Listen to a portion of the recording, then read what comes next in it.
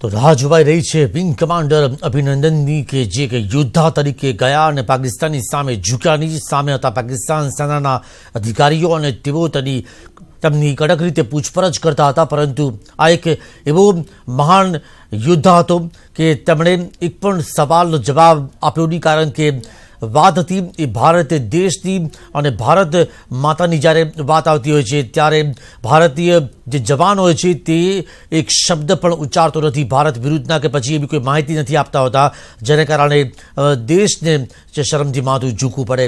આટલી અત્યંત કપરી પરિસ્થિતિની વચ્ચે જ્યારે ઇસ્લામાબાદથી અભિનંદન તેવું જે પરત ફરી રહ્યા છે અને સમગ્ર દેશ તેમને આવકારવા માટે તત્પર છે, વાઘા બોર્ડર પર પણ જોવા મળ્યું કે હજારોની સંખ્યામાં લોકો ઉમટી પડ્યા છે, ઢોલ નગારા વાગી રહ્યા છે, સૂત્રોચ્ચાર થઈ રહ્યા છે, જય હિન્દના નારા લાગી રહ્યા છે, ભારત માતા કી જયના નારા પણ લાગી રહ્યા છે અને આ સાથે જ તેમના માતા પિતા પણ આતુર છે કે જેઓ તેમના દીકરાનું મુખ જોવા માટે તેઓ તરસી રહ્યા છે. આપણી સાથે છે બંને ગેસ્ટ કે જેમની પાસેથી જાણીશું. ધ્રુવ સાહેબ છે અને સાથે જ છે શેખાવત સાહેબ છે કે જેઓ જોડાયા છે સુરતથી, વડોદરાથી જોડાયા છે અને સુરતથી જોડાયા છે. ધ્રુવ સ્માર્ટ કે જેઓ સુરતથી જોડાયા છે, નિવૃત્ત એરફોર્સ અધિકારી છે. ધ્રુવ સાહેબ, શું કહેશો જ્યારે અભિનંદન કે જેઓ પરત ફરશે અને ત્યારે એ તમામ બાબતની જાણકારી મેળવવામાં આવશે કે આટલા કલાક તેમની પર કેવા બીત્યા, તેમને કોઈ દુર્વ્યવહાર તેમની સામે કરવામાં આવ્યો હતો કે નહીં, અને જો દુર્વ્યવહાર કર્યા હોવાનું સામે આવે તો શું ભારત એ આંતરરાષ્ટ્રીય કોર્ટમાં જઈ શકે ખરું?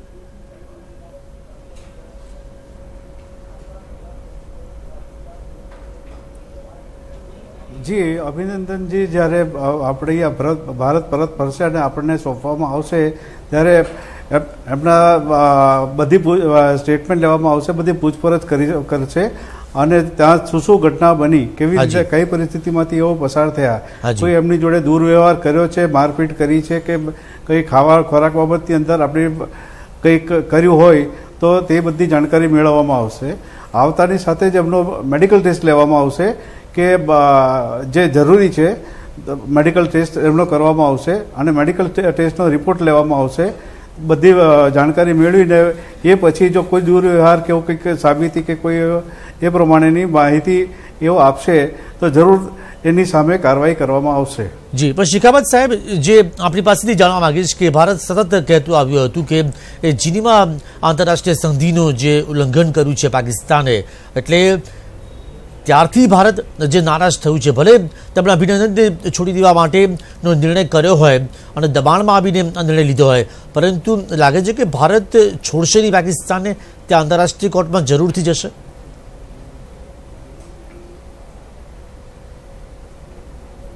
देखिए, भारत का अब जो रुख रहा है ना, इस बार का जो रुख रहा है पुलवामा अटैक के बाद, मैं पहले भी बोल चुका हूँ कि अभी भारत में हम लोग जो पिछले 30 साल से आतंकवाद को झेल रहे हैं जी, और हमारी बात सरकार के कानों तक जा ही नहीं रही थी. थोड़े समय के लिए एक बार जॉर्ज फर्नांडिस रक्षा मंत्री बने थे, वो हमको पोस्ट पे आके मिलते थे और वो फेस टू फेस जवान से बात करते थे. वहां पर जवान ऐसा नहीं अपनी बात कहते नहीं है, लेकिन हम भारतीय सैनिक अनुशासित हैं, हम कोई स्टेटमेंट नहीं देते, हम सिर्फ काम करना जानते हैं. लेकिन इसका मतलब ये भी नहीं समझना चाहिए कि हमको समझ नहीं आती है. सेना में एक कहावत है भर्ती दफ्तर में कि जब 50,000 बच्चे आज की डेट में जन्म लेंगे 17.5 साल की उम्र तक, उसमें से एक बच्चा होगा जो सैनिक बनने की योग्यता रखता है. जी, क्योंकि सेना को में जब सैनिक को भर्ती करते हैं तो उसके जो मापदंड हैं वो इतने ज्यादा सटीक हैं और किसी डिपार्टमेंट में नहीं है. आप देश के राष्ट्रपति बन सकते हैं लेकिन सैनिक नहीं बन सकते. उसके लिए आपको हाइट, वेट, चेस्ट, आपका एक्सपेंशन छाती का, आपका बॉडी का इंफ्रास्ट्रक्चर, बॉडी कैसी है, वो मेडिकली भी आप फिट होने चाहिए, आपका पढ़ाई भी ठीक होना चाहिए, आपकी शारीरिक दृढ़ता, शारीरिक रूप से भी आप कर्मठ होने चाहिए। आपको 5 मिनट 15 सेकंड में 1600 मीटर दौड़ के दिखाना ही पड़ेगा भर्ती से पहले ही। तो जो मापदंड इतने जबरदस्त बनाए गए हैं, तो एक अंग्रेजी में कहा होता है God likes an average man. एक सैनिक जो होता है वो एक एवरेज आदमी होता है, उसके अंदर सारे गुण मिलेंगे। आप कभी ध्यान से देखना, जो सैनिक है वो एक अच्छा पिता का रूप में भी आपको दिखाई देगा। एक देश के लिए तो है ही, वो बना ही हुआ उसके लिए, तो अपना घर भी संभालते हुए मिलेगा आपको, आम नागरिक की रक्षा करता हुआ मिलेगा। रिटायरमेंट के बाद भी वो कहीं भी जाएगा तो अच्छा पेश आएगा, अपने जितने सहयोग करेगा सबका जी, अनुशासित है। तो वो जो हमारी सेना के अंदर जो कूट कूट के भरा हुआ है, वो एक जज्बा है। और उस जज्बे को आज की जो सरकार है उसने जो बैक दिया है, जो सपोर्ट दिया। देखिए मैं आपको बताऊं, हम कितने भी ताकतवर हों, लेकिन अगर भारत सरकार, किसी भी देश की सरकार, किसी भी देश की संसद में बैठे हुए एमपी जो प्रतिनिधि बैठे हैं, उनके क्या विचार हैं वो बहुत ज्यादा महत्व रखते हैं। इसीलिए हम बार बार कहते हैं, हम बता रहे हैं आपको कि सेना के अंदर आप देखो, lower middle class, hand to mouth families के बच्चे आते हैं, इवन अफसर में भी जी। आप देखिए, मैं जेडारो जलंधर में भर्ती दफ्तर में, मैंने खुद भर्ती में रहा हूं 2 साल जी। मैंने कभी वहां पर ऐसा लोग आते हुए नहीं बोला कि मैं जी ऑडी कार में आया हूं या फॉर्च्यूनर में आया हूं, मैं इनकम टैक्स पे ही हूं और मेरे बच्चे को आप सेना में भर्ती कर लो। मेरे पास भर्ती, शेखाव साहब मेरे 2 बच्चे हैं, एक तो बहुत अच्छा पढ़ रहा है, वो तो मैं डॉक्टर या इंजीनियर बना रहा हूं, एक ही पढ़ता नहीं है, जरा इसको देखो ना आप आर्मी में ले लो। अच्छा। ये एटीट्यूड है, लेकिन आर्मी वहां समझौता नहीं करती है जी। आज हमारे गुजरात की जब भर्ती चलती है, 40 से 45 हजार बच्चे वहां पर जाते हैं, 97 बच्चे दौड़ में रह जाते हैं और हम छांट के लेते हैं, क्रीम लेते हैं। उसी का कारण है कि हम आज, हमारी भारतीय सेना पे हमें गर्व है और हमारे अनुशासन की मिसाल दी जाती है। तो भाई काचा पूछो तो खेल नहीं है, आज जो भारत सरकार ने जो काम किया है, अगर ये आज से 30 साल पहले कर देते, खरा अर्थમાં એ દેશનો સૈનિક સાબિત થાય, સપૂત સાબિત થાય, તે માટે તેનું શારીરિક સૌષ્ઠવ તો ચકાસવામાં આવતું જ હોય છે, પરંતુ તેનું જે માનસિક રીતે તે કેટલો જ મજબૂત છે તે પણ તપાસવામાં આવતું હોય છે। ધ્રુવ સાહેબ, અનેક એવી કપરી પરિસ્થિતિમાંથી પસાર થયા છે અભિનંદન, ત્યારે માનસિક રીતે તેમનું જે મનોબળ જે મજબૂત રહ્યું તે કઈ રીતે ટક્યું હશે? કારણ કે સામે દુશ્મન દેશ હતો, દુશ્મન દેશના અધિકારીઓ હતા, તેને કડક રીતે તેની પૂછપરછ કરતા હતા, અને આવી સ્થિતિમાં તેમને કેવી રીતે પોતાનું મનોબળ જે છે તે જે ટકાવી રાખ્યું?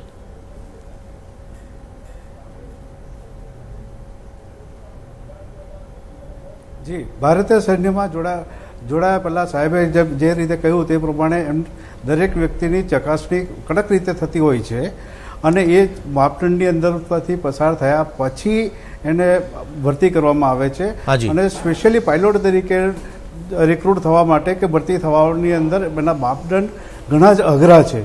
એ પછી જ્યારે એનું સિલેક્શન થાય છે, એ પછી સિલેક્શન થયા પછી જે એનો જે ટ્રેનિંગ પીરિયડ કહેવામાં આવે છે, તે ટ્રેનિંગ પીરિયડ સ્પેશિયલી ઘણો હાર્ડ હોય છે અને તે એની અંદર દરેક રીતે એને ટફ બનાવવામાં આવે છે, માનસિક રીતે, શારીરિક રીતે, અને દરેક જાતની એક્સરસાઇઝો એમને આપવામાં આવે છે અને દરેક પરિસ્થિતિમાંથી કેવી રીતે પસાર થવું એમનો અનુભવ એમને ડાયરેક્ટલી આપવામાં આવે છે કે ડાયરેક્ટ અનુભવ કરી શકે અને એ પરિસ્થિતિમાંથી કેવી રીતે બહાર આવે છે એ બધા ટેસ્ટ એમની ઉપર લેવામાં આવે છે અને તેમને સ્પેશિયલી એ બધો ટ્રેનિંગ આપવામાં આવે છે કે આવી પરિસ્થિતિમાંથી તમારે કેવી રીતે પસાર થવું, તમે કોઈ દિવસ કોઈ દુશ્મનની સામે ઘેરાઈ ગયા તો તેનો સામનો કેવી રીતે કરવો।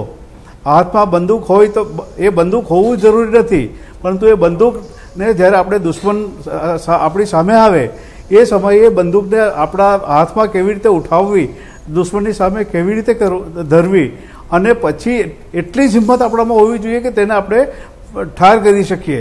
અને આ બધી ટ્રેનિંગ આ મિલિટરીની અંદર સંપૂર્ણ મહેનત કરીને આપવામાં આવે છે અને જેને કારણે સૈન્યનું મનોબળ પણ એટલું જાળવવામાં ધ્યાન આપવામાં આવે છે। जी बिल्कुल बिल्कुल। तो તમામ પ્રકારનું જે ધ્યાન રાખવામાં આવતું હોય છે, પરંતુ આ એ વીર સપૂત છે અભિનંદન કે જેમને આવકારવા માટે સમગ્ર દેશ આતુર છે અને એ પાકિસ્તાનમાં પણ જે તેનો જે પડઘો પડ્યો હતો અને પાકિસ્તાન નાગરિકો પણ જે એ વાત માનવા તૈયાર થઈ ગયા હતા કે ભારતનો આ જે જવાન છે તે ખરાબ અર્થમાં એ ભારતીય સૈનિકને છાજી તે પ્રકારનું તેણે જે હિંમત બતાવ્યું છે, તેણે જે ધૈર્ય બતાવ્યું છે અને આટલી ગંભીર પરિસ્થિતિની વચ્ચે પણ તેણે ડર્યા વગર એક સવાલના જે જવાબ આપ્યા, જે જવાબ જે તે આપી શકે તેમ હતા। પરંતુ એ સાથે જ જ્યારે અભિનંદનના ઘર વાપસીની જે વાત જ્યારથી શરૂ થઈ અને સમગ્ર વિશ્વની અંદર આ વાત જ્યારે પહોંચી ત્યારે એવું માનવામાં આવી રહ્યું છે કે અમેરિકા અને સંયુક્ત આરબ અમીરાત એ પણ જે મહત્વનો જે ભાગ ભજવ્યો છે, તેને કારણે જે પાકિસ્તાને આ નિર્ણય કરવો પડ્યો અને સંસદમાં કહેવું પડ્યું ઇમરાન ખાને કે તેઓ અભિનંદનને ભારત પરત મોકલશે। આ પહેલાં પણ શેખાવત સાહેબ જોવા મળ્યું છે કે કારગિલ યુદ્ધ વખતે પણ જે નચિકેતા નામના જે જવાન હતા તેમને પણ જે પરત મોકલવામાં આવ્યા હતા, પરંતુ તેમને લગભગ 7 થી 8 દિવસ જેટલા લાગી ગયા હતા ભારત પરત ફરતા। લાગે છે કે ભારતની જે વિદેશની જે નીતિ જે રહી છે અને ભારતે સમગ્ર દેશની અંદર સમગ્ર વિશ્વની અંદર અલગ અલગ ફોરમ અને જે મંચનો ઉપયોગ કરીને પાકિસ્તાન સામેના જે પુરાવા રજૂ કર્યા તેનું જ આ કારણ છે કે પાકિસ્તાને આ પગલું ભરવું પડ્યું।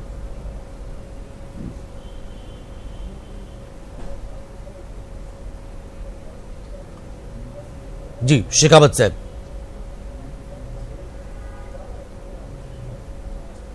हाँ, मैं समझा नहीं, क्या बोले आप? जी मैं ये कहना चाहता था कि जो अलग अलग जो मंच पर फोरम पर भारत ने पाकिस्तान के खिलाफ जो सबूत जो दिए, जो डोजियर जो दिया, मसूद अजहर के बारे में जो गिन के जो सबूत दिए, जो एविडेंस दिए हैं और F-16 को हमने जो मार गिराया, जो अमेरिका ने पाकिस्तान को दिया था, लगता है कि पाकिस्तान के खिलाफ इतना सारा जो प्रेशर आ चुका था कि उसी प्रेशर के चलते पाकिस्तान ने ये निर्णय लिया कि अभिनंदन को छोड़ना ही पड़ेगा। मैं हाँ देखिए, अभिनंदन को जो छोड़ा है वो उसके पीछे इनका सबसे बड़ा स्ट्रेटेजी ये रहा है जी। सवाल जवाब शेखावत साहब आपके पास देश परंतु कन्याकुमारी थी, वड़ा प्रधान नरेंद्र मोदी बोली रहा है better late than never. You would be happy that the new Pamban rail bridge is going to be constructed now. நண்பர்களே, சில சமயத்திற்கு முன்பாக ரயில், நெடுஞ்சாலை, சாலைகள் குறித்த பல்வேறு திட்டங்களுக்கு நான் அடிக்கல் நாட்டியிருக்கிறேன்। அதோடு மட்டுமல்ல, மிக வேகமாக செல்லுகின்ற தேஜஸ் ரயிலானது மதுரையிலிருந்து சென்னைக்கு இப்பொழுது கொடியசைத்து துவங்கி வைக்கப்பட்டிருக்கிறது। இது இந்தியாவிலேயே மிக நவீனமான ஒன்று। அதிலும் இந்தியாவில் உற்பத்தி செய்வோம், மேக் இன் இந்தியா என்கின்ற திட்டத்தின் கீழ் சென்னையிலே இருக்கின்ற ICF கோச் ஃபேக்டரியிலே இந்த ரயிலானது உற்பத்தி செய்யப்பட்டிருக்கிறது। அதோடு மட்டுமல்லாமல் ராமேஸ்வரத்திற்கும் தனுஷ்கோடிக்கும் இடையிலான புதிய ரயில் தடத்திற்காகவும் இப்பொழுது அடிக்கல் நாட்டப்பட்டிருக்கிறது। இந்த ரயில் தடமானது 1964 ஏற்பட்ட புயலிலே அழிக்கப்பட்டது। ஆனால் இந்த 50 ஆண்டுகளாக இதை புதுப்பிக்க வேண்டும் என்று யாரும் நினைக்கவில்லை। தாமதமானாலும் பரவாயில்லை, நடக்காமலே இருப்பதற்கு என்கின்ற பழமொழிக்கொப்ப இது இப்பொழுது துவங்கி வைக்கப்பட்டிருக்கிறது। விரைவிலேயே பாம்பன் பிரிட்ஜ் கட்டப்படுவதை நீங்கள் பார்க்க இருக்கிறீர்கள்। Friends, today India is the fastest growing large economy in the world. India is creating next generation infrastructure at a record pace. We are among the nations with the largest startup ecosystem. India is also home to the largest healthcare program in the world, Ayushman Bharat. நண்பர்களே, India இன்று உலகிலேயே மிக வேகமாக வளர்ந்து வருகின்ற பொருள்। તો હવે સીધા જ વાત કરીશું અભિનંદનની કે જેને આવકારવા માટે સમગ્ર દેશ હવે આતુર છે અને ઇસ્લામાબાદથી લાહોરનું જે અંતર છે તે 380 કિલોમીટરનું છે અને લાહોરથી તેઓ વાઘા બોર્ડર પહોંચશે તેવો રસ્તા દ્વારા આવી રહ્યા છે, એટલે કે તેઓ એક વાહન દ્વારા આવી રહ્યા છે અને ધીમે ધીમે એ કાફલો આગળ વધી રહ્યો છે અને આતુરતાપૂર્વક અભિનંદનને આવકારવા માટે સમગ્ર દેશ શેખાવત સાહેબ જે વાતચીત જે થઈ રહી હતી પાકિસ્તાન તરફથી પાકિસ્તાનને ચારે તરફનું આ દબાણ જ છે કે જેના કારણે તેણે આ પ્રકારનો નિર્ણય લેવો પડ્યો. देखो वही मैं बोल रहा था कि जो भारतीय सेना, देखिए कोई भी सेना होती है जिसने 2-3 बार आपस में युद्ध लड़ चुके हो, जिनका रोज का रोज आमना सामना होता हो, तो ऐसा नहीं है. भारतीय सेना को पता है कि पाकिस्तान की सेना क्या कर सकती है और पाकिस्तानी सेना को भी पता है कि भारतीय सेना क्या कर सकती है जी. मसला क्या था? मसला आज भी वही है. मसला ये था कि पाकिस्तान आर्मी को ये पता है, दिमाग में बैठ चुका है कि ये लोग रिएक्ट नहीं करते, ये जब हम इनके सिर पे नाचने लगेंगे तभी ये कुछ करेंगे. और इसका कारण मात्र ये है कि ये लोग बहुत शक्तिशाली है, लेकिन इनकी जो सरकार है वो बहुत ही दब्बू किस्म की है, लंबे टर्म में डिसीजन लेती है और पब्लिक को खुश कर कैसे होगी उन सब बातों को, इलेक्शन को ध्यान में रख सब करके बातें करती हैं. ये पाकिस्तान को पता है, पाकिस्तान आर्मी को पता है. ये तो सिर्फ अभी पहली बार मैं देख रहा हूं कि ये 5 साल से नरेंद्र मोदी जी की जब से सरकार आई है, मैं खुद बीकॉम बीएड हूं, अपने टाइम का इकोनॉमिक्स मेरा सब्जेक्ट है फेवरेट जी. मैंने डिवैल्यूएशन ऑफ मनी के बाद मैंने पहली बार देखा कि ऐसा प्रधानमंत्री है जो ये देखता ही नहीं है कि मेरा क्या होगा. नोटबंदी से लेकर कई चीजें, मैं अभी राजनीति में नहीं जाना चाहता, मतलब जो डिसीजन लिए हैं हमारे प्रधानमंत्री जी ने, वो एक सामान्य व्यक्ति ले ही नहीं सकता. और वो डिसीजन लेने की वजह से आज पाकिस्तान का प्रधानमंत्री हमको बोल रहा है कि आ जाओ बात कर लो, आतंकवाद पे बात करता हूं, सब मसले छोड़ दो, आतंकवाद पे बात कर रहा हूं. उसको पता है कि अब इस समय जो भारत सरकार इतने मजबूत हाथ में आ चुकी है और उसको इस बात का अंदेश पूरा इंडिया, क्योंकि पूरी जो स्ट्रेटेजी है जी वो पाकिस्तान में आर्मी बनाती है और हमारे यहाँ पॉलिटिकल फर्म से काम चलता है, कूटनीति से चलता है, जिसका मैं रेस्पेक्ट करता हूं, ऐसा ही होना भी चाहिए. अब हमारी दुविधा कहां दूर हो गई कि अब हमारी भारतीय सेना को सरेआम खुले मंच से मोदी जी को बोलना पड़ा कि मैं भारतीय सेना को खुली छूट देता हूं. और खुली छूट देने का मतलब यह हो गया कि एक पागल कुत्ते के ऊपर बब्बर शेर छोड़ दो. बिल्कुल. तो वो क्या करेगा? कहां जाएगा? वो कोई चांस नहीं है. मैं बता रहा हूं आपको जी. भारतीय सेना 72 आवर्स में पीओ के हाथ में पकड़ा देगी मोदी जी के. आप क्या सोच रहे हो? ऐसा नहीं है, बैठे थोड़ी हैं लोग, बैठे नहीं है. एक दिन मैंने यहाँ गोत्री में भी गया था तो मुझे कुछ लोगों ने प्रश्न भारत जो है वो मिसाइल अटैक साहब ये बताओ कि युद्ध का परिणाम तो वार्ता से होगा. तो आप सब जनरल साहब, रिटायर्ड जो ऑफिसर साहब, रिटायर्ड आपके साहब लोग सब युद्ध के बारे में बातें करते हैं, तो ये ठीक है. तो उनको भी मैंने यही बताया, नहीं ऐसा नहीं है, हमको भी पता है युद्ध के बाद वार्ता होती है, लेकिन सामने वाले को उसकी औकात का पता चलता है. जब आमने सामने हम लड़ते हैं तो हमें ये पता चलता है हम कहां हैं और वो कहां है, तब वार्ता होती है, तब फिर आगे पीछे की बातें होती हैं. पाकिस्तान आर्मी के तो दिमाग में कूट कूट के भरा हुआ है कि हिंदुस्तान की आर्मी का एक ब्रिगेड कमांडर के लेवल का ऑफिसर अपनी मर्जी से एलओसी पे फायर नहीं खुलवा सकता. उनको पता है. ये तो अभी पिछले 4-5 साल से जब से आई है सरकार, ये मजबूत सरकार, इसने कर दिया. अब आज हमको ऐसा लगता है कि नहीं हम भी कुछ हैं. आप बताइए, दिल्ली से आदेश लेगा एक आदमी एक गोली चलाने के लिए, आप कितना फायर कर रहे हैं, उसके खोखे जमा करेंगे. आप ये बताएंगे कि रात को मेरे ऊपर फायर आया तो मैंने अपने बचाव में इतनी गोलियां चलाई और गिन के आप स्टेट देंगे. दिल्ली हेडक्वार्टर, आर्मी हेडक्वार्टर तक रिपोर्ट जाएगी. अगर आपका एक खोखा गुम हो गया तो आप जवाब दें. एक जेसीओ साहब को जवाब देना पड़ेगा, साहब 500 राउंड आप लोगों ने चलाया, उसके खोखा एक कम है. इस स्थिति में एक फौज बैठी है बॉर्डर के ऊपर, एलओसी पे मजाक चल रहा है उसके साथ, करें क्या? हमें भारतीय सेना ने, जब हम सेना में जाते हैं, आपको पता है 17.5 में सिर्फ भारतीय सेना लेती है, कम उम्र में हम लोग भर्ती हो जाते हैं, हम मैच्योर नहीं होते हैं, हम बच्चे होते हैं, इसलिए हम उससे घर मानते हैं, हमारे सीनियर जो बोलते हैं हम उस पर भरोसा करते हैं।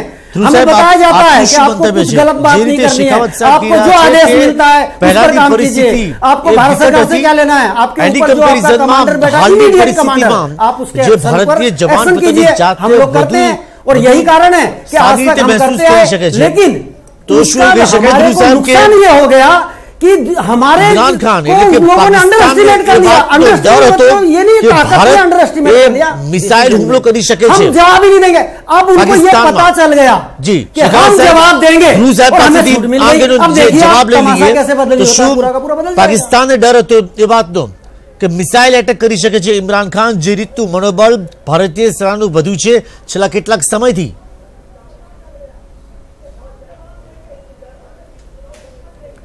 जी, हालની परिस्थिति, राजकीय परिस्थिति पर जो આપણે ધ્યાન લેવામાં આવે તો ઇમરાન ખાન પાકિસ્તાનના પ્રધાનમંત્રી કરતાં આપણા પ્રધાનમંત્રી નરેન્દ્ર મોદી એમનું ડિસિઝન ઘણું પાવરફુલ અને ઘણું ઝડપી છે, એટલે એમના અને એમણે વારંવાર એવું જાહેર જ કર્યું છે કે કંઈ પણ થાય, આ તો હજી પાયલોટ પ્રોજેક્ટ છે, ફાઇનલ તો હજી બાકી છે, અને આ લડાઈ તો એમણે ફક્ત આતંકવાદ સામે જ જાહેર કરી છે। અને જો હકીકતમાં લડાઈનો સ્ટેજ તો હજી આવ્યું જ નથી, યુદ્ધનું સ્ટેજ હજી આવ્યું જ નથી, એટલે જો આ પાયલોટ પ્રોજેક્ટ તરીકે જો આપણા પ્રધાનમંત્રી એને ગણાવતા હોય તો ફાઇનલ પરિસ્થિતિ શું હોઈ શકે? અને આ તો ફક્ત આતંકવાદી સામેની લડાઈ છે કે જેને પાકિસ્તાન પણ હજી કંટ્રોલ નથી કરી શક્યું, ભલે એને છાવરે છે, બધું કરે છે, પરંતુ એ પાકિસ્તાનની રાજકીય પરિસ્થિતિ પર એ એટલું હાવી છે કે પાકિસ્તાન એને કંટ્રોલ, આતંકવાદને કંટ્રોલ નથી કરી શકતું, જે આજે જગજાહેર છે। દરેક દેશો તે આતંકવાદ સામે લડવા માટે તૈયાર છે અને એના કારણે પાકિસ્તાન આજે એકલું અટલું પડી ગયું છે। દરેક દેશોએ વિરોધ કર્યો છે કે આતંકવાદ તો દૂર થવો જ જોઈએ, પાકિસ્તાને એની સામે કંઈક પગલાં તો લેવા જ જોઈએ, અને એના માટે આપણી ભારત સરકાર પણ જે છૂટ આપી દીધી છે એ બહાર યુદ્ધ નથી કરતી, પરંતુ આપણા દેશની અંદર દાખલ થઈને ઘરે ઘરે તપાસ કરીને આતંકીઓને શોધીને પકડીને મારવાની કોશિશ કરી રહી છે અને આતંકવાદને મિટાવવાની કોશિશ કરી રહી છે। એ વસ્તુ જુદી છે કે આતંકવાદ 100% નહીં મિટાવી શકીએ આપણે, છતાં પણ આપણે આપણી કોશિશ તો કરવી જ રહી કે આતંકવાદ તો ઉગતો ડામવો સારો। જી જી, પણ આ તરફ જે જોવા મળ્યું છે કે જે ભારતને જે વિશેષ મહેમાન તરીકે બોલાવ્યું છે ઓઆઈસી, એટલે કે ઓર્ગેનાઇઝેશન ઓફ ઇસ્લામિક કોઓપરેશન, કે જેના કુલ 57 જેટલા મેમ્બર્સ છે। 1969માં તેની જે રચના થઈ હતી અને 40 જેટલા બહુમૂલ્ય જે મુસ્લિમ વસ્તી ધરાવતા દેશોનું બનેલું આ સંગઠન છે। શા માટે પાકિસ્તાન એ જવાનું ટાળ્યું જ્યારે ખબર પડી કે અતિથિ વિશેષ તરીકે સુષ્મા સ્વરાજને બોલાવવામાં આવ્યા છે? શેખાવત સાહેબ, આપને શું લાગે છે?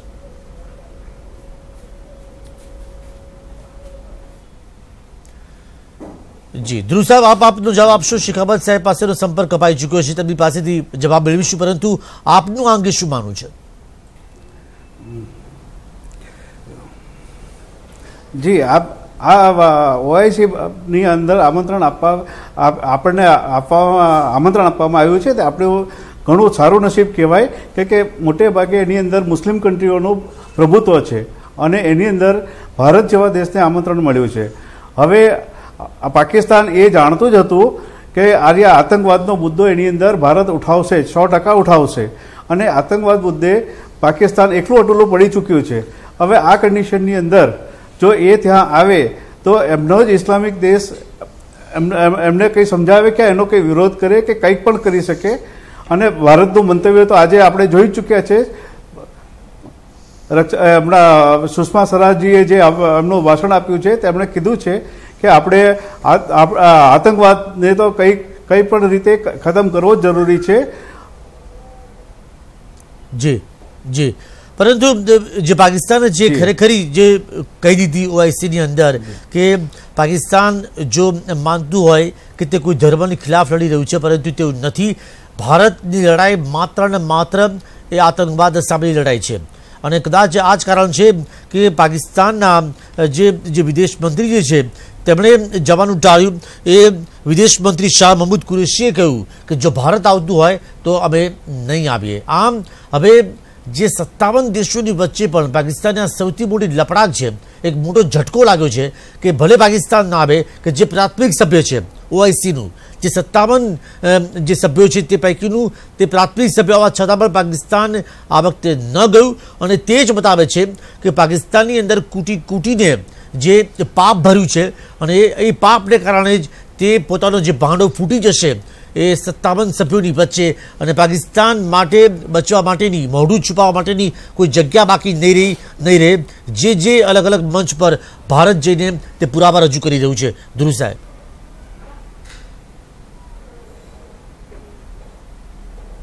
જી, જે ભારત સંપૂર્ણ રીતે પુરાવા આપી ચૂક્યું છે કે આતંકવાદ ભારતની અંદર શું પરિણામ લાવ્યું છે અને આપણા સરકાર અને સરકારના પ્રતિનિધિઓ દરેક જગ્યાએ એ પ્રચાર કરે છે કે આતંકવાદ એક ઘણું મોટું દૂષણ છે સમાજની અંદર. તો જેને આપણે ખતમ કરવા માટે દરેક રાષ્ટ્રોએ ભેગા થવું જરૂરી છે અને દરેક રાષ્ટ્રોને આજે પણ એક ગુહાર છે. હમણાં આપણા ડોનાલ્ડ ટ્રમ્પ સાહેબે પણ કીધું કે કોઈ પણ રીતે આતંકવાદનો સામનો કરવો જોઈએ અને મને આશા છે કે ભારત પાકિસ્તાન શાંતિથી જલ્દીથી આનું કંઈ પરિણામ લાવશે. હજી તો આપણે આતંકવાદની વિરુદ્ધ જ આ હથિયાર ઉઠાવ્યા છે. હજી આપણે કોઈ યુદ્ધ કર્યું નથી, હજી આપણે કોઈ ધર્મની વિરુદ્ધ કંઈ બોલ્યા નથી, ફક્ત આતંકવાદ જ મુદ્દો ચાલે છે. જી જી ધ્રુવ સાહેબ સાથે એ પણ જોવા મળ્યું છે કે પાકિસ્તાન સતત વિરોધ કરતું આવ્યું છે કે ઓઆઈસીમાં ભારતનો પ્રવેશ ન થાય. જે એ ઓઆઈસી કે જેણે ભારતને જે વિશેષ મહેમાનનો જે દરજ્જો આપ્યો હતો, આપને યાદ હશે કે થાઇલેન્ડ અને રૂસ જે રશિયા જે છે અહીં ત્યાં પણ જે કેટલીક મુસ્લિમોની જે સંખ્યા છે તે ઓછી વસ્તી ધરાવતા દેશો હોવા છતાં પણ તેઓ ઓઆઈસીના સભ્ય છે અને ભારતની અંદર જોવા મળ્યું છે લગભગ 18.5 કરોડ જેટલા મુસ્લિમો હોવા છતાં પણ ઓઆઈસીના સભ્યપદ તરીકે ભારત રહે, તેમાં જોડાય તે પાકિસ્તાન બિલકુલ ઈચ્છતું નથી. કારણ કે આ એ જ મંચ છે કે જે મંચ ઉપરથી પાકિસ્તાન હંમેશા ભારતનો વિરોધ કરતું આવ્યું છે અને ભારત સામે તે હંમેશા તે પોતાના ઈરાદાઓ તે જાહેર કરતું આવ્યું છે. અહીં સમય છે વિરામનો અને વિરામ